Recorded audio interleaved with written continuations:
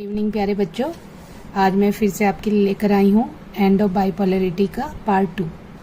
कल हमने पढ़ा था इसका जो क्लाइमेक्स से चैप्टर स्टार्ट होता है, डिसइंटीग्रेशन और कोलैप्स ऑफ बर्लिन वॉल, और यूएसएसआर का मीनिंग हमने पढ़ लिया था। Meaning of USSR is union of social republics. इसमें 15 रिपब्लिक्स थे, ठीक है। अब आगे हम पढ़ रहे हैं कि salient features of Soviet system. इसके फीचर्स क्या थे? इसके फीचर्स सबसे ज़्यादा जो ये था कि ये इसको माना जाता है सबसे पूरे वर्ल्ड में, जिस समय ये इस्टेब्लिश हुआ था, यूएस के बाद दूसरे नंबर का सबसे डेवलप्ड इकोनॉमी मानी जाती है सोवियत इकोनॉमी सबसे ज़्यादा। और इसका दूसरा इंपॉर्टेंट फीचर है कॉम्प्लेक्स कम्युनिकेशन नेटवर्क। बहुत ज़्यादा एनर्जी के रिसोर्सेज थे, ऑयल था इनके, अभी भी है। रशिया जो है rich in oil resource, Russia, Uzbekistan, Tajikistan, ये सारी जो इस्लामिक कंट्रीज़ हैं, यहाँ पर ऑयल, क्रूड ऑयल के जो वेल्स हैं, कुएँ हैं, आयरन और स्टील के इसमें रिसोर्सेज हैं।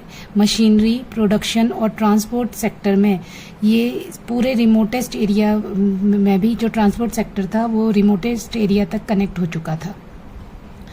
फिर इसका जो डोमेस्टिक कंज्यूमर इंडस्ट्री थी वो सब कुछ प्रोड्यूस करता था, पिन से लेकर कार तक, लेकिन बस एक माइनस पॉइंट था कि इसकी जो क्वालिटी थी वो यूएस से नहीं मैच करती थी, वेस्टर्न कैपिटलिस्ट कंट्री से मैच नहीं करती थी। दूसरा जो और सोवियत सिस्टम जो था वो इंश्योर करता था कि लोगों को, यहाँ के सिटीजन्स को मिनिमम स्टैंडर्ड ऑफ लिविंग की रिस्पॉन्सिबिलिटी गवर्नमेंट की है। गवर्नमेंट ने सब्सिडीज दी थी बेसिक नेसेसिटीज़ के लिए, जैसे कि हेल्थ, एजुकेशन, चाइल्ड केयर और अदर वेलफेयर स्कीम्स। मीन्स जो हॉस्पिटल फैसिलिटी थी, एजुकेशन थी, इस बच्चों की केयर की थी और वेलफेयर स्कीम थी, वो सब गवर्नमेंट की रिस्पॉन्सिबिलिटी थी। मीन्स कि लोगों को कुछ भी अपना खर्चा करने की ज़रूरत नहीं थी और वहाँ पर कोई अनएम्प्लॉयमेंट भी नहीं था। सबसे बड़ी चीज़ थी कि जो प्राइवेट सेक्टर था, जो ओनरशिप थी लैंड और प्रोडक्शन एसेट्स की, उसमें सरकार की ओनरशिप थी और कंट्रोल भी पूरी तरह से सरकार का था। अब सबसे जो अब नई बात जो है इसमें चैलेंजेस, प्रॉब्लम्स क्या फेस करी सोवियत सिस्टम ने, क्या उनकी प्रॉब्लम्स थी। तो ये जो सोवियत सिस्टम था बहुत ज़्यादा ब्यूरोक्रेटिक एंड अथॉरिटेरियन हो गया था। ब्यूरोक्रेटिक मीन्स हर चीज़ में ऑफिशियल बाउंड्रीज हो गई थी, अथॉरिटेरियन हो गया था, डिक्टेटरशिप स्टार्ट हो चुकी थी कि हर चीज़ की, और इससे सिटीजन्स की लाइफ बहुत ज़्यादा डिफिकल्ट हो गई थी। Lack of democracy means lack of freedom of speech. लोग मतलब कि अपनी फीलिंग्स को नहीं एक्सप्रेस कर पाते थे और इस वजह से वो अपनी जो फीलिंग्स होती थी वो जोक्स के थ्रू, कार्टून्स के थ्रू, न्यूज़पेपर में वो एक्सप्रेस करते थे। अब बहुत सारे जो इंस्टीट्यूशन थे वो उनको रिफॉर्म की ज़रूरत थी, इम्प्रूवमेंट की ज़रूरत थी, जैसे और इस वजह से क्या हो रहा था, लेकिन क्यों नहीं हो पा रहे थे रिफॉर्म? क्योंकि कम्युनिस्ट पार्टी का उन पर टाइट कंट्रोल था और वो अनअकाउंटेबल बनते जा रहे थे लोगों के लिए। तो इसमें रिफॉर्म की ज़रूरत थी, उन्हें थोड़ा सा अपने कंट्रोल को, उन्हें थोड़ा सा प्रैक्टिकल होने की ज़रूरत थी। दूसरा, पार्टी ने लोगों की जो नीड्स थी उसको रिकॉग्नाइज करने से रिफ्यूज़ कर दिया, मतलब कि अब लोगों की इंस्पिरेशन को इन्होंने इग्नोर कर दिया और इस वजह से जो सोवियत यूनियन था वो फेल हो गया लोगों के अफेयर्स के बारे में, कल्चरल अफेयर्स के बारे में जो को मैनेज करने के लिए, क्योंकि इसी चीज़ के लिए कल्चरल डिफरेंस था। अलग अलग जो कंट्रीज़ थी, रिपब्लिक्स थे, वो मिलकर बने थे और वो अपने अपने कल्चर के लिए बहुत ज़्यादा इमोशनल थे, लेकिन इसी कल्चरल हेरिटेज के डेवलपमेंट को बैलेंस करने में सोवियत यूनियन फेल हो गया। Russia dominated everything. अब कहने के लिए तो पेपर में रशिया एक पार्ट था सोवियत यूनियन का, लेकिन रशिया ही डोमिनेट कर रहा था। डोमिनेट भी क्यों नहीं करेगा? क्योंकि रशिया का जो जोग्राफिकल लोकेशन है वो पूरे सारे के सारे रिपब्लिक्स में सबसे ज़्यादा था और रशिया जो मेन लीड कर रहा था सोवियत यूनियन को, तो वो डोमिनेट कर रहा था। इससे भी जो दूसरी कंट्रीज थी उनको नेग्लेक्ट फील हो रहा था, सप्रेस्ड फील हो रहा था। नाउ क्वेश्चन अराइज कि क्या सोवियत सिस्टम सच में ही western capitalist system, specially USA का अल्टरनेटिव था, या क्यों सोवियत सिस्टम पीछे रह गया यूएसए से? तो इसके 3 पॉइंट्स बनते हैं। ये चैलेंजेस जो अभी हमने पढ़े हैं वो भी, उसमें से भी 4 मार्क्स का या 2 मार्क्स का आपका क्वेश्चन आ सकता है। यहाँ से भी एक क्वेश्चन बन सकता है 2 मार्क्स का, ठीक है, कि क्यों सोवियत यूनियन पीछे रह गया। Arm race. अब आर्म रेस में सोवियत यूनियन ने किसी भी तरह से अपने आप को मैनेज किया यूएस को कम्पीट करने में, लेकिन उसके लिए उसने बहुत ज़्यादा खर्चा किया। टेक्नोलॉजी एंड इंफ्रास्ट्रक्चर, टेक्नोलॉजी और इंफ्रास्ट्रक्चर में ज़रूर इन्होंने अपने घर में सारी चीज़ें प्रोड्यूस करी, लेकिन इनकी जो क्वालिटी थी वो मैच नहीं करती थी किससे, यूएसए से। और दूसरा पॉलिटिकल और इकोनॉमिक एस्पिरेशन में भी लोगों की एस्पिरेशंस, उम्मीदें पूरी करने पर भी ये लोग फेल हो गए थे, because of lack of democracy, because of very authoritarian and bureaucratic system of political parties। दूसरा कम्युनिस्ट पार्टी सिस्टम था, वन पार्टी सिस्टम था, इस वजह से भी लोग उनसे थोड़ा सा अपसेट हो गए। Fall of productivity and technology, अब वेजेस तो कंटिन्यू ग्रो हो रही थी लेकिन प्रोडक्टिविटी उसी हिसाब से नहीं बढ़ रही थी, और इस वजह से ये किससे पिछड़ जाता है, वेस्ट से पिछड़ जाता है, और इस वजह से इनके पास कंज्यूमर गुड्स की शॉर्टेज हो जाती है और लोग बहुत ज़्यादा डिस्टर्ब हो जाते हैं इन सारी चीज़ों की वजह से। अब हम कंटिन्यू करेंगे इसके इंपॉर्टेंट लीडर, वैसे तो बहुत सारे इसमें लीडर्स दिए गए हैं, हम उन्हें भी डिस्कस करेंगे, लेकिन पहले जो इसके पहले लीडर जो हैं व्लादिमीर लेनिन, जिन्होंने स्टैब्लिश करा है, founder of Bolshevik communist party और leader of the Russian revolution. Russian revolution के लीडर रहे हैं, हमने स्टार्टिंग में ही पढ़ा, रशियन रिवॉल्यूशन हुआ था to make free Russia and other republics from the fascism. ठीक है, तो फासिज्म से फ्री करने के लिए रशियन रिवॉल्यूशन हुआ था, और उसके जो लीडर थे वो कौन थे, व्लादिमीर लेनिन, और इसी के यूएसएसआर के फाउंडर हेड भी थे व्लादिमीर लेनिन। तो ये तो फाउंडर थे, ये एक पहला पॉइंट हो गया इन, ठीक है, व्लादिमीर लेनिन का। दूसरे Mikhail Gorbachev, he was the last leader of USSR, और दूसरा ये इन्होंने ऐसी पॉलिसीज रिफॉर्म करी और ये वेस्ट की तरफ कनेक्ट होने के लिए इन्होंने लोगों को मोटिवेट किया, तो इस वजह से ये लास्ट लीडर भी कहलाए। और इन्होंने दो पॉलिसीज इंट्रोड्यूस करी, पेरेस्ट्रोइका रीस्ट्रक्चरिंग, इन्होंने जो भी यूएसएसआर की जो पॉलिसीज थी उसे रीस्ट्रक्चर करा।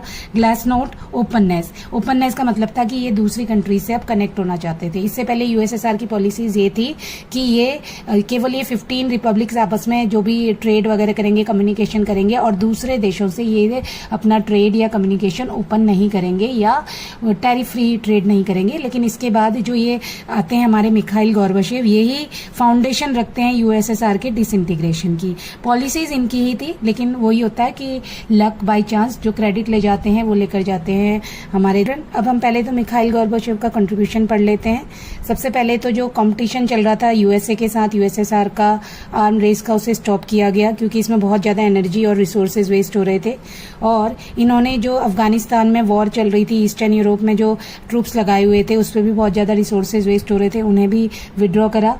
और इन्होंने जर्मनी के यूनिफिकेशन में हेल्प करी, जो बर्लिन वॉल हमारी जो चैप्टर के स्टार्ट में कॉलेप्स हुई थी उसमें भी इनका काफी ज्यादा हाथ था। एंडेड द कोल्ड वॉर, अब जब यही सारी चीजें, जर्मनी की बर्लिन वॉल कॉलेप्स हो जाएगी और सोवियत यूनियन ये एक ऑब्जेक्टिव रखेगा कि हमें कोई कंपटीशन नहीं रखना है यूएसए के से, हमें अपना डेवलपमेंट करना है, तो कोल्ड वॉर का एंड करने का भी इन्होंने स्टेप उठाया। और लेकिन इन्हें ब्लेम किया जाता है कि यही सोवियत यूनियन के डिसइंटीग्रेशन के लिए रिस्पॉन्सिबल हैं। अब effect of Gorbachev policies, Gorbachev सोचते थे कि जो बहुत सारे जो रिफॉर्म थे यूएसएसआर को आगे बढ़ाने के लिए बहुत जरूरी थे, जो कि थे इंफॉर्मेशन और टेक्नोलॉजी के रिवॉल्यूशन, जो कि वेस्ट में हो रहे थे। उन्होंने यूएसए में देखा, जर्मनी के वेस्ट में देखा कि ये सारी चीजें होने के बावजूद ही देश आगे बढ़ सकता है, होने से ही कैसे, इंफॉर्मेशन में, अगर टेक्नोलॉजी में, दोनों चीजों में रिवॉल्यूशन हो तभी देश आगे बढ़ेगा, तभी यूएसएसआर आगे बढ़ सकता है। तो इसके लिए इन्होंने रिफॉर्म्स लिए। अब ये आप लोग मुझे कमेंट में बताइए कि क्या गोर्बाचेव गलत थे? नहीं, मेरे हिसाब से गोर्बाचेव ने अपने आप बताएंगे, ठीक है। अब इम्पैक्ट ऑफ द डिसीजन, अब जो गोर्बाचेव के डिसीजन थे उससे क्या क्या इम्पैक्ट हुए। तो सबसे पहले था प्रोटेस्ट अगेंस्ट यूएसएसआर। यूएसएसआर की जो एक ऑर्गेनाइजेशन, यूएसएसआर जो ऑर्गेनाइजेशन है उसके खिलाफ लोगों ने प्रोटेस्ट करना शुरू हो गया, और बहुत सारी जो कंट्रीज थी, रिपब्लिक्स थे, वो अपने आप को फ्री करना चाहते थे, ठीक है। बहुत सारी जो ईस्ट यूरोपियन कंट्रीज थी जो कि सोवियत ब्लॉक का पार्ट थे, वो अब अपने आप को इससे फ्री करना चाहते थे।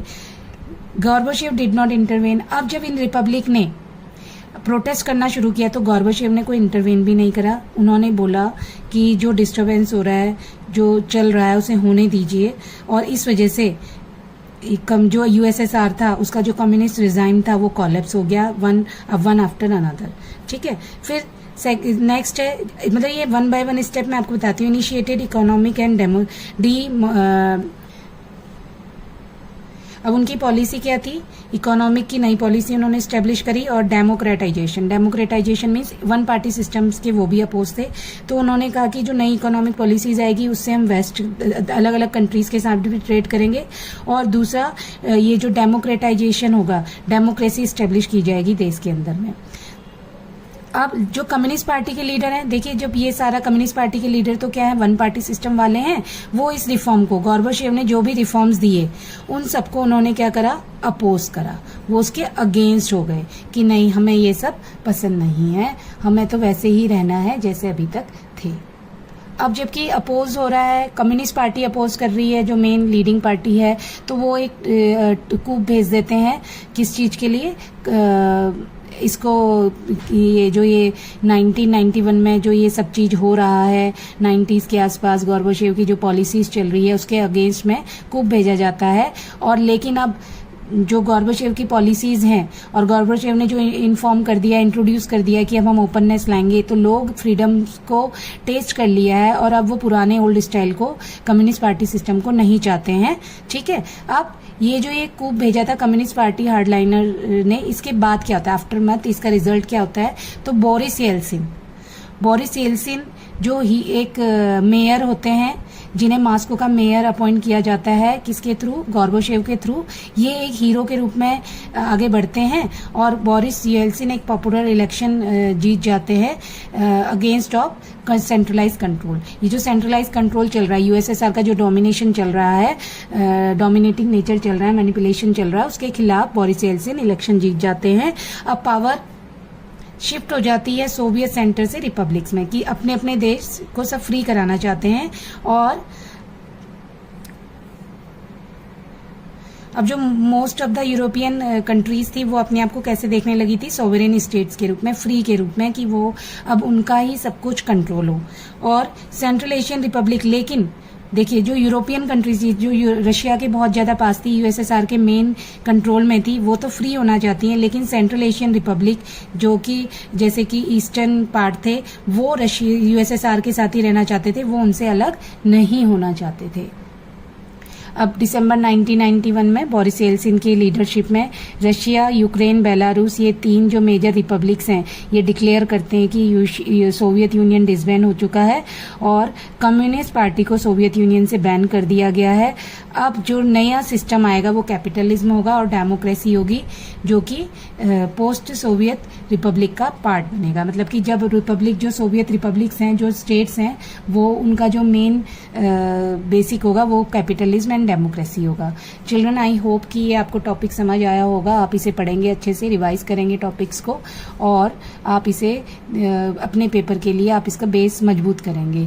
मैं उम्मीद करती हूँ कि आप रोज, मैं बार बार ह्यूमैनिटीज़ के बच्चों को कहती हूँ आपका आगे बढ़ना है और आपको अच्छे मार्क्स लेकर आने हैं सारे सब्जेक्ट में। ठीक है, थैंक यू वेरी मच।